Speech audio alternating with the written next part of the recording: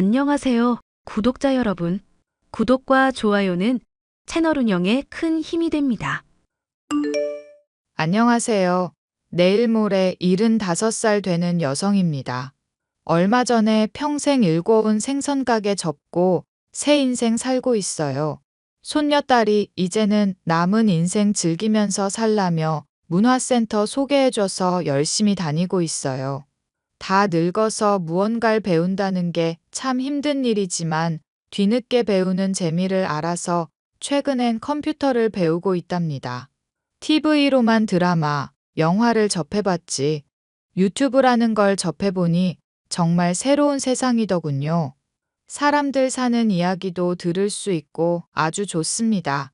많은 공감도 되고 위로도 되고 만나지 않아도 마음이 통한다는 게 뭔지 알겠더라고요.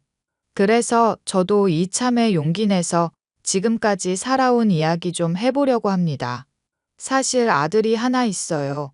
얼마 전에 이혼을 했고요. 이혼의 원인은 주제도 모르고 날뛰던 며느리 때문이에요.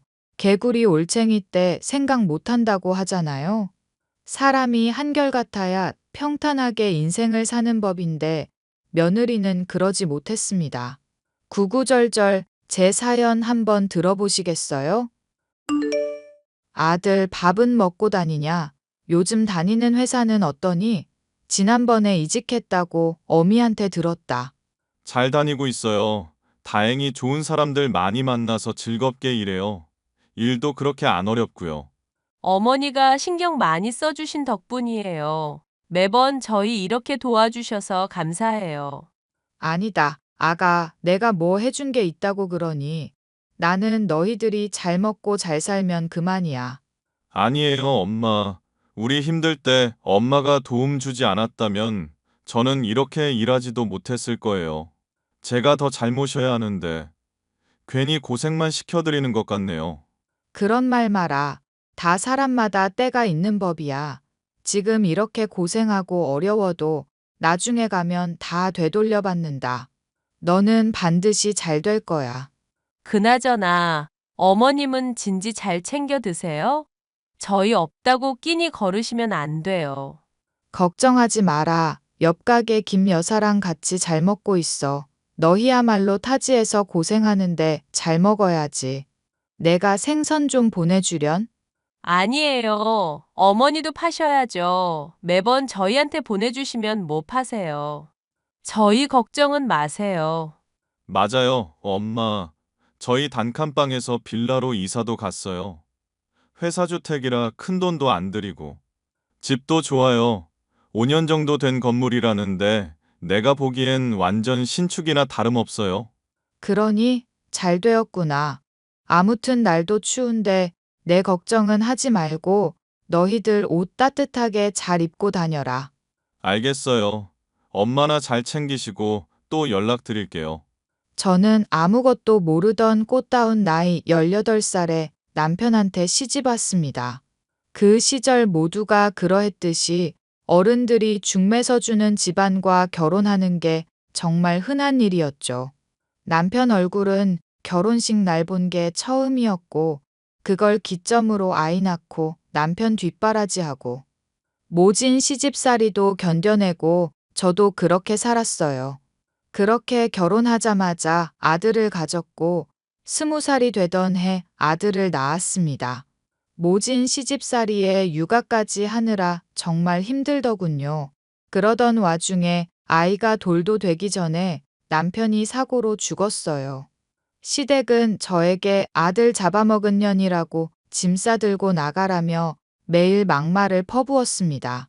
그렇게 친정에도 가지 못하고 이리저리 떠도는 신세가 되었죠. 당시 수중에 있던 돈은 50만 원이 전부였습니다.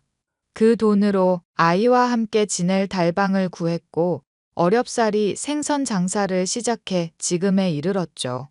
밤낮 없이 장사하고 일이 없을 땐 부업까지 해가며 10원 한 푼 아끼며 정말 악착같이 살았습니다. 아들은 평범하게 대학교를 졸업하고 취직했는데 생각보다 오래 회사 생활을 못하더라고요. 집안 형편이 여유롭지 못했던 탓에 충분히 보태주지 못한 탓인가 싶어 평생을 자책하며 살았습니다. 어머니, 저 아이 생겼어요. 벌써 8주라네요. 그게 정말이니? 언제 확인한 거야? 어제 저녁에 갑자기 몸이 으슬으슬해서 감기인가 보다 하고 오늘 병원 진료받는데 검사하면서 알았어요. 흐흐, 이제 식구가 한 명 더 늘겠네요. 그러겠다. 정말 장하다. 우리 며느리. 몸은 괜찮은 거야? 입덧은 안 하고? 아직 배도 안 나오는데 걱정할 것도 많다, 엄마. 영희는 내가 잘 돌봐줄게. 당연히 잘 돌봐줘야지. 임신하는 게 얼마나 힘든 일인지 아니? 아무튼 큰일 해냈다. 아들, 딸 구별 말고 행복하게만 잘 살아. 감사합니다. 어머니, 사실 결혼하고 바로 아이 가지려고 했는데 생각보다 잘 안 되고 있어서 내심 포기했었거든요. 포기를 왜 해? 아직 나이도 젊은데, 그나저나 정말 고맙다. 세아가 먹고 싶은 건 없니? 아직은 없어요. 이 사람이 잘 챙겨주고 있으니 걱정하지 마세요. 다음 주 주말에 올라가려고 하는데 괜찮으세요? 몸도 힘들 텐데, 어딜 와. 거리도 멀고 오지 말고 그냥 쉬어라. 나도 대목이라 한참 장사하느라 바쁘니. 와도 못 챙겨줄 것 같아서 그래. 엄마, 쉬엄쉬엄 일하세요. 쉬는 날도 없이 그렇게 고생하시면 어떡해. 이제 손주 녀석도 태어날 텐데 더 열심히 일해야 하지 않겠니? 그러니 너도 정신 똑바로 차려라. 알겠어요, 엄마. 나 이번에 팀장으로 승진했어요. 여기 회사는 사람들이 참 좋은 것 같아. 거봐라. 엄마 말 맞지? 별 탈 없이 잘 지냈으면 좋겠구나. 순진한 사람 꼬드겨서 일만 시키고 돈 안 주는 그런 악덕 업주만 아니면 돼. 그런 분들 아니야. 여기서 부지런히 일 배워야지. 나중에 언젠가는 나만의 사업을 할 거야. 그래, 뭔들 좋으니 열심히만 하렴. 곧 너도 아버지가 될 몸인데 가장으로서 책임을 다해야지. 알겠어요, 엄마. 각자의 위치에서 열심히 살다 보니 우리 집에도 좋은 소식이 들려왔습니다. 바로 며느리가 아이를 뵌 겁니다. 그 아이가 지금의 손녀죠. 정말 작고 여리던 아이가 어느덧 무럭무럭 자라 내일 모레면 성인이 되니 정말 시간 가는 줄 모르겠네요. 아무튼 그때로 다시 거슬러 올라가면 손주 녀석을 가졌다는 소리를 듣고 어찌나 기뻐했는지 몰라요. 아들 부부는 회사에서 제법 오래 일을 했습니다. 손녀가 태어나고 얼마 되지 않은 시점에 IMF가 터졌고요. 그 바람에 잘 다니던 회사도 구조조정으로 그만두게 되었고 경제 상황이 나빠졌으면 나빠졌지 좋아질 기미가 안 보였습니다. 이대로는 안 되겠다 싶었고 아들 내외를 서울로 불러 같이 살게 되었죠. 아들은 사업을 시작해 보겠다며 저에게 자금을 요구했어요. 이왕 해보는 거 아쉬움 없이 시작하라며 넉넉히 지원해 주었습니다. 하지만 시국이 시국인지라 뭐든 잘 안 되더라고요. 그렇게 번번이 사업에 실패하고 거의 모든 재산을 잃게 되었죠. 설상가상 보증을 잘못 써는 바람에 빚까지 생기면서 제가 장사하며 번 돈과 아들이 막노동하며 모은 돈으로 생계를 이어나갔어요. 그렇게 10년 정도 시간이 흘렀습니다. 엄마, 오늘 마지막 송금하고 왔어요. 그동안 정말 고생 많았어요. 못난 아들 뒷바라지 해주시느라. 흑흑. 왜 울고 그런다니? 둘이 벌어서 이만큼 할 수 있었던 게야. 너도 그동안 참 고생 많았다. 수진 어미야, 너도 고생 많았고. 아니에요, 어머니. 제가 뭘 한 게 있다고요. 빚 갚느라 생활비도 제대로 못 줬는데 그 상황에서 수진이 키워내느라 고생했지. 우리 중에서 제일 고생한 게 수진 어미다. 어머니, 수진이도 이제 다 컸고 스스로 할 줄 아는 것도 많아서 막상 제가 하는 건 없어요. 그 일랑 어머님이 고생 많으셨죠. 그 많은 빚을 다 해결하셨으니. 네 시아버지만 살아있었어도 이런 고생은 안 했지 싶다. 그 양반이 워낙 생활력이 강한 사람이라. 아무튼 날도 날이니만큼 수진이 데리고 건너오너라. 오랜만에 외식이나 하자꾸나. 정말요? 그럼 학교 갔다 오면 바로 갈게요. 여보, 당신은 언제 와요? 나도 저녁 식사 시간에 맞춰서 갈게. 오늘 근무긴 한데 조금 일찍 갈 수 있거든. 그리고 모두에게 할 말도 있고. 뭔데 그러냐? 중요한 이야기야? 괜히 걱정시키지 말고 여기서 이야기해요. 어머님 또 발동동 구르신다고. 그런가? 그럼 미리 말할게요. 나 A 기업에 입사하기로 했어. 일전에 일했던 직장 사장님 알지? 그분 지인이 A 기업 임원인데 나 추천해 주셨어. 이번에 경력직 전형에 지원했는데 합격했다고. A 기업이면 대기업 아니냐? 아이고, 우리 아들 장하다. 여보, 그게 정말이야? 그렇다니까. 우리 식구들 이제 고생 끝 행복 시작이야. 월급 꼬박꼬박 나오고 회사 관사도 나오니까 지금보다는 좀 더 여유로워질 거야. 그동안 고생시켜서 미안해요. 엄마, 그리고 여보. 그거 정말 잘 됐다. 아이고, 우리에게 이런 일이. 아들은 대기업에 소속되어 사업과 병행하며 근무하게 되었습니다. 월급도 제법 많고 그 무렵 저도 장사가 잘 되기 시작해서 형편이 조금씩 나아지기 시작했어요. 손녀도 무럭무럭 잘 커서 사람 고치는 의사 되겠다더니 정말 의대에 입학했고 아들도 회사에서 탄탄대로를 걸었죠. 이제 우리 집에는 늘 좋은 일만 가득할 것 같았습니다. 하지만 세월을 무시 못하는지 저도 나이가 나이인지라 오랜 세월 고생한 것도 있고 몸이 한두 군데 고장나기 시작하더군요. 엄마, 몸은 좀 괜찮아요? 그러니까 장사 그만하라니까.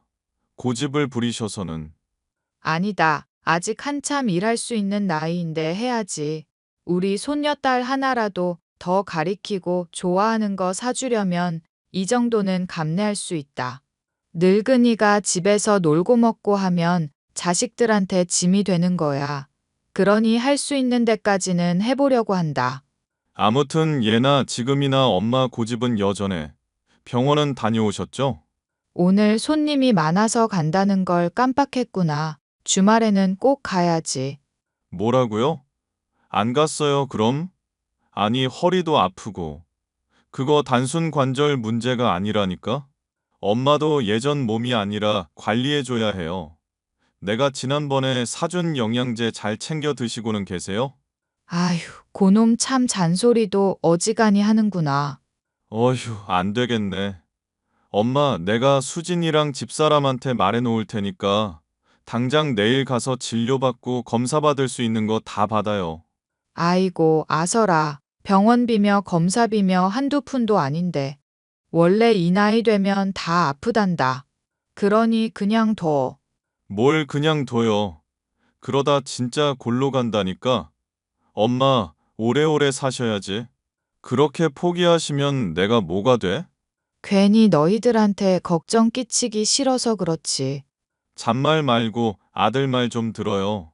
나 3개월 뒤면 미국 다녀와야 하는데 엄마 그 전에 다 낫는 거 보고 가야겠어. 알았다. 알았어. 그러니 잔소리 좀 그만해. 네가 하라는 대로 할 테니까. 여보, 내일 엄마 모시고 병원 좀 다녀올 수 있어? 내일 별일 없지? 별일 없죠. 왜요? 어머님, 어디 아프세요? 아니, 지난번에 허리랑 무릎 계속 안 좋으시다고 했잖아. 타이레놀 드시면서 겨우 버티시는데 이러다간 큰일 날 것 같아서. 어머니 아무 말씀 없으셨는데. 어머님, 아주 불편하세요? 조금 아프긴 하구나. 미안하다 괜히. 아니에요. 뭘 그런 거 가지고 그러세요. 그래서 내일 몇 시에 가면 되는데요? 수진아, 바쁜 건 알겠지만 너희 병원에서 할머니 진료 좀 받자. 갑작스럽긴 하지만 진료할 수 있겠니? 잠시만요. 진료 스케줄 좀 보고요. 요즘 예약 환자가 워낙 많아서요. 아, 잠깐. 혹시 점심 전이긴 한데 11시 어떠세요? 그땐 제가 직접 봐드릴 수 있어요. 오신 김에 CT랑 MRI 다 찍고 가세요. 어차피 가족 할인되니까 비용은 걱정하지 마시고요. 그래, 그 시간에 할머니 모시고 네 엄마가 갈 거다. 잘 좀 부탁한다. 바쁜데 시간 뺏어서 미안하고. 아니에요. 이게 뭐 별일이라고. 그나저나 할머니 언제부터 그랬어요? 혹시 봄에 그랬던 거 아직도 그래요? 그게 말이지. 말도 마라. 지금까지 약으로 버티셨단다. 그것도 약국에서 산 타이레놀. 아주 네 아빠 불효자 만들려고 작정하셨어. 아니, 통증이 상당했을 건데 자세한 건 내일 봐야 알겠지만 할머니, 이런 거 미리미리 말씀하시라니까요? 손녀가 의사인데 뭐가 무서워서 아무 말도 안 하세요. 그러니까 이렇게 엄마 아빠한테 혼나지. 너희들 불편할까봐 그랬다. 앞으로는 제때제때 말아마. 당연히 그러셔야지. 아픈 거 숨기면 나중에 더 큰일 나. 가족들이 고생하니까 차라리 일찍 말해서 해결해요. 그럼 11시로 예약 걸어둘 테니까 시간 맞춰 오세요. 원무과 안 들리고 바로 와도 돼요. 3층이야. 알겠어. 그럼 진료 보고 같이 점심 먹을까? 시간 안 되면 저녁이라도. 요즘 도통 얼굴을 못 봐서 말이다. 알겠어. 시간 되면 먹고. 아무튼 내일 봐요. 나 회의 들어가야 해. 그래, 우리 손녀 수고해라. 다행히 손녀가 일하는 대학병원에서 진료를 볼 수 있게 되었고, 디스크 판정을 받아 수술하게 되었습니다. 누군가의 간호가 필요한 상황에 아들은 해외 지사로 발령받아 2년 정도 떠나 있게 되었고, 결국 며느리의 도움을 받기로 했어요. 하지만 며느리는 말로만 알았다 하면서 뒤로는 저를 모른 채 하더군요. 다 같이 있을 땐 그렇게 살가운데 가족들이 없는 자리에선 완전히 저를 내외했어요. 그러다 어느 날은 저에게 같이 지내는 게 불편하다며 노골적으로 티를 내더군요. 그래서 집 근처로 원룸을 구해서 나가 살게 되었습니다. 물론 아들에게는 제가 혼자인 게 편하기도 하고 새로운 인생을 즐겨보고 싶다. 애먼 말을 둘러댔지만요. 그런데 말입니다. 제가 수술을 하는 바람에 할 수 있는 행동 범위가 정해졌는데 며느리는 그걸 도와주지 않았어요. 물론 꼭 해야 하는 건 아니었지만 감수하고 제가 어렵사리 해결해야 했죠. 저도 다 늙은 마당에 자식들한테 바라기만 하는 건 안 된다고 생각해서 꾹 참고 있었어요. 하지만 시간이 지날수록 며느리는 절 시어머니로 생각하지 않는지 점점 남대하듯 하기 시작했습니다. 안 되겠다 싶어서 말을 꺼내니 이때다 싶었는지 흔쾌히 대답하더군요. 그동안 살붙이고 살았던 정이 아까웠습니다.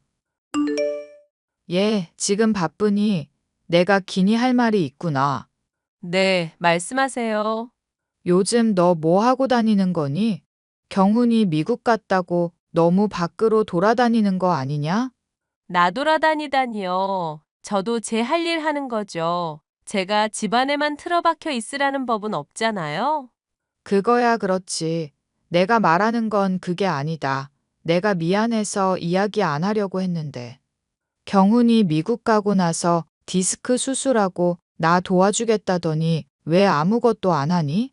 내가 큰 거 바라는 것도 아닌데. 어머니, 저도 제 생활이라는 게 있어요. 언제까지 어머니한테 얽매여 있어야 하는데요?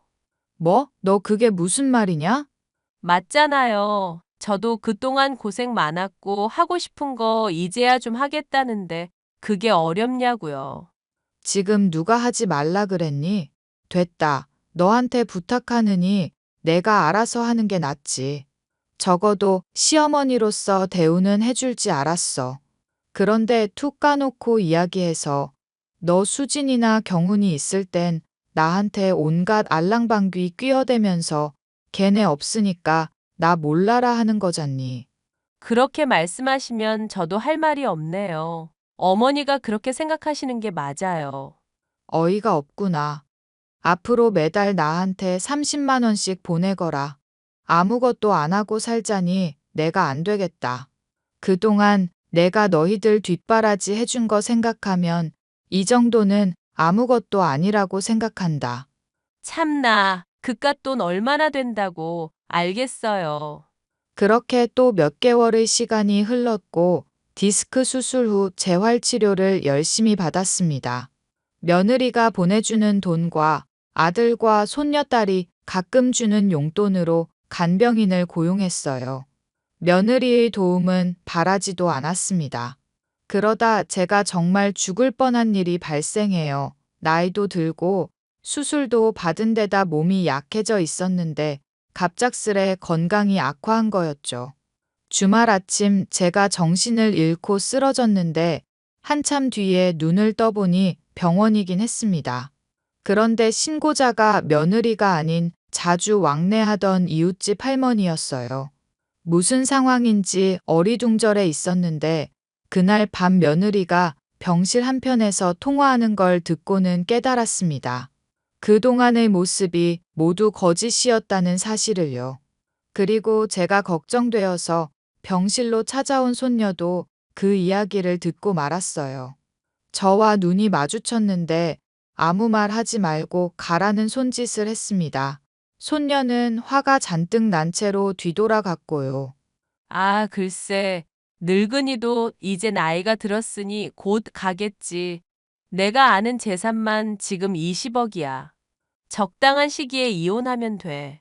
위자료는 넉넉히 받아올게. 사랑해, 자기야.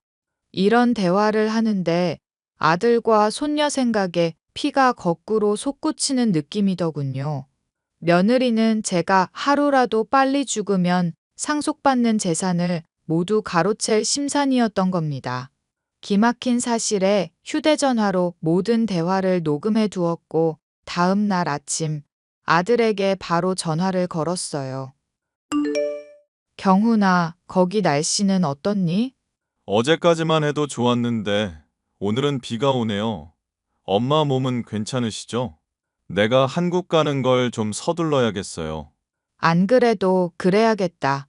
내가 너한테 기니 할 말도 있고. 왜요? 무슨 일 있어요?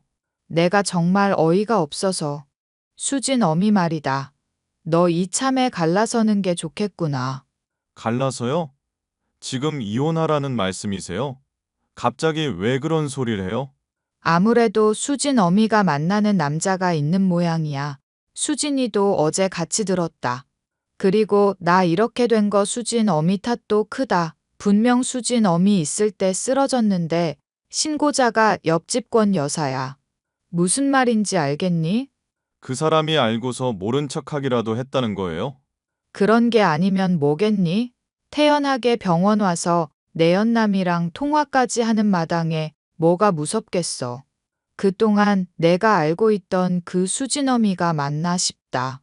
엄마, 일단 내가 직접 보고 판단해야 하니까 속 아파도 조금만 참으세요. 수진이한테는 내가 따로 연락할게. 마음 같아선 당장이라도 머리채 잡고 싶은데 내가 너랑 수진이 봐서 참는다. 그동안 같이 살아온 세월이 있는데 어떻게 그런다니. 도대체 사람인지 원. 어휴. 엄마, 일단 진정하고 계세요. 내가 빨리 일 마무리 짓고 귀국해서 알아볼게. 그러니 너무 내색하지 말고 계시고요. 알겠다. 내가 괜한 말한 거 아닌지 모르겠다. 다 늙어서 이게 무슨 경우인지. 아니에요. 사실 결혼하면서 저도 좀 느꼈거든요. 그 사람 어쩌면 이미 오래전부터 그랬는지도 몰라요. 고생 많이 한 건 사실인데 아무튼 한국 가서 봬요. 그래, 조심해서 오너라. 그렇게 약 한 달 정도의 시간이 흐른 뒤 아들이 한국으로 귀국했습니다. 확실한 증거를 얻기 위해서 아들이 시간을 좀 달라고 하더군요. 아들은 사람을 시켜 며느리의 뒷조사를 했습니다. 생각보다 오래전부터 이미 바람을 피우고 있었더군요. 적게는 몇십만 원, 많게는 몇백만 원씩 그 남자에게 퍼다 나르고 있었습니다. 그렇게 증거를 차곡차곡 모으더니 아들은 며느리를 상대로 이혼 소송을 제기했어요. 며느리가 곱게 이혼해 줄 것 같진 않아서 유명한 로펌의 변호사를 선임했고 모든 증거를 들이밀었습니다. 본인을 제외한 가족들 모두가 한편이니 어쩔 줄 몰랐는지 며느리는 명예훼손죄로 고소한다, 정신적 피해 보상을 요구한다며 난리치다 결국 패소하고 위자료 한 푼 못 받고 쫓겨났습니다. 되려 아들에게 위자료 3천만 원을 줘야 했고 상간남 소송인지 뭔지 그것도 이겨서 2천만 원 받아냈다고 하네요. 수진아, 너 오피스텔 비밀번호 바꿨니? 바꿨지. 누가 자꾸 들락날락하는 것 같아서. 혹시 엄마 내 오피스텔 갔어? 내 동료 의사 경혜 알지?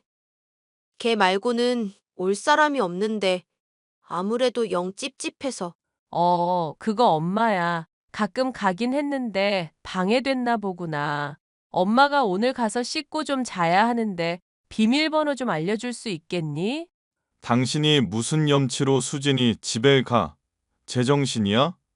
왜 가만히 있는 딸 집에 가냐고. 당신은 가만히 있어. 내가 당신이랑 끝낸 거지 수진이랑 끝낸 게 아니잖아. 수진아, 안 그래? 엄마, 말 같지도 않은 소리 하지 마. 설마 내가 왜 이혼했는지 모를 거라고 생각하는 거 아니지? 나 엄마 그날 밤에 통화하는 거 다 들었어. 그리고 엄마 바람 피우고 있는 거 다 알고 있었고. 뭐? 뭐라고? 수진 애미야, 이제 그만해라. 너 빼고 모두가 알고 있었어. 이제 경거망동은 하지 말고 더 이상 찾아오지도 말거라. 나도 화내기 싫으니. 어머니는 뭔데 참견이세요. 이건 우리 가족 일이에요. 엄마, 시끄러워. 나한테 가족은 이제 아빠랑 할머니뿐이야. 엄마가 우리한테 이러면 안 되는 거지. 수진이한테 더 이상 상처 그만 줘. 깔끔하게 헤어졌으니 그만하라고. 위자료 준 거 돌려줄 테니까 그냥 나가. 누구 마음대로 천륜을 끊어놓으려 해. 수진아, 너도 그렇게 생각하니? 네가 뭘 잘못 알고 있는 모양인데. 이게 다 너희 아빠랑 할머니 탓이라고.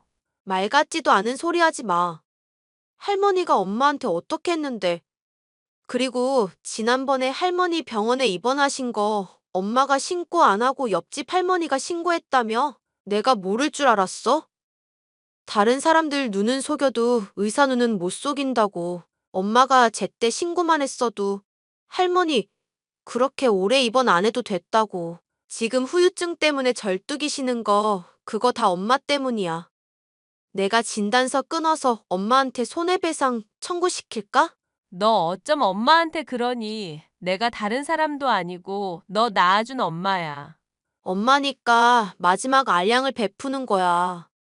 엄마니까 더 이러면 안 되는 거지. 할머니가 그동안 어떻게 사셨는데 엄마 아빠 힘들 때 다 뒷바라지 해주고 본인 몸 상하면서까지 수고해 주셨잖아. 근데 엄마는 고작 한다는 게 이거야? 효부는 바라지도 않아. 사람답게 행동해야지. 지금 엄마가 하는 행동, 인간 그 이하 수준이야. 너. 나 오피스텔 내놓을 거야. 그런 줄 알아. 어디서 지낼지는 엄마가 알아서 해결해. 한두 살 먹은 어린애도 아니고 그 남자한테 가던가. 수진아. 그렇게 손녀딸은 오피스텔을 정리하고 본가로 들어왔고 아들은 며느리를 상대로 접근 금지, 통신 제한을 걸어버렸습니다. 더 이상 아무런 연락도 하지 못하고 그 어떤 흔적이라도 지워버리겠다면서 말이죠. 그 순간 제일 힘든 건 아마도 아들일 겁니다. 제가 아들을 위해서가 아니라 힘든 세월 모질게 버텨온 게 아내와 딸이라는 이유였기 때문이죠. 그런 아들의 마음을 잘 알기에 저는 더 이상 아무 말도 하지 않았습니다. 사실 손녀딸이 저렇게 무서울 정도로 매몰찬 건 제 이야기를 들어서일 겁니다. 아들 부부의 이혼 소송이 한창이던 때 손녀가 저를 찾아왔어요. 병실로요. 이런저런 이야기를 하다 서로 속마음을 이야기하는데 저는 숨길 것도 없어서 그동안 있었던 모든 일을 다 말했습니다. 어떻게 살아왔고 며느리를 어떻게 처음 만났는지까지도요. 손녀딸은 묵묵히 이야기를 듣고만 있었습니다. 그러고는 끝에 정말 고생 많았다며 눈물을 흘리더라고요. 못난 부모 대신해서 자기가 대신 사과한다며 흐느끼는데 그 모습을 보고 저도 한참을 울었습니다. 그렇게 지금은 건강을 잘 회복하고 좋은 컨디션으로 지내고 있어요. 생선 가게를 다시 시작했다가 최근엔 그냥 아예 관뒀습니다. 이젠 정말 저를 위한 인생을 살아보려고요. 언제까지 살진 모르겠지만 힘 닿는 데까지 열심히 노력해서 저답게 살다 아름다운 모습으로 가겠습니다. 지금까지 제 사연 들어주셔서 감사해요. 여러분도 항상 건강하시길 바랍니다.